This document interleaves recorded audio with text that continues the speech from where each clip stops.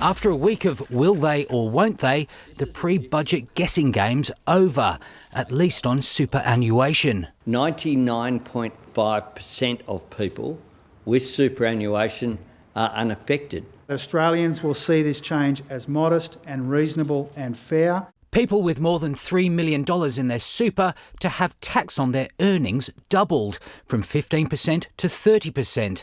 It'll affect 80,000 people, including more than 50,000 who have between $3 and $5 million in their nest eggs, 23,000 people who have between 5 and 10 million, and 7,000 who have more than 10 million. 17 people have got more than 100 million, one person's got more than 400 million. Confronted with this information, it will be irresponsible to not take any action whatsoever.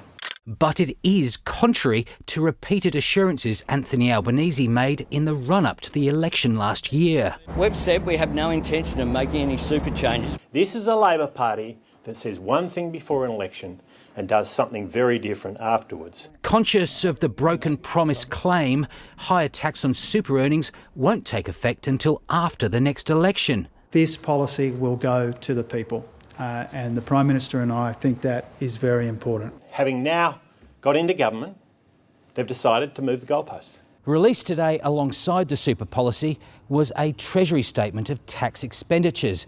In the context of a budget in large structural deficit, the document is a potential hit list of lucrative tax targets. Everything from negative gearing, capital gains tax and GST-free items.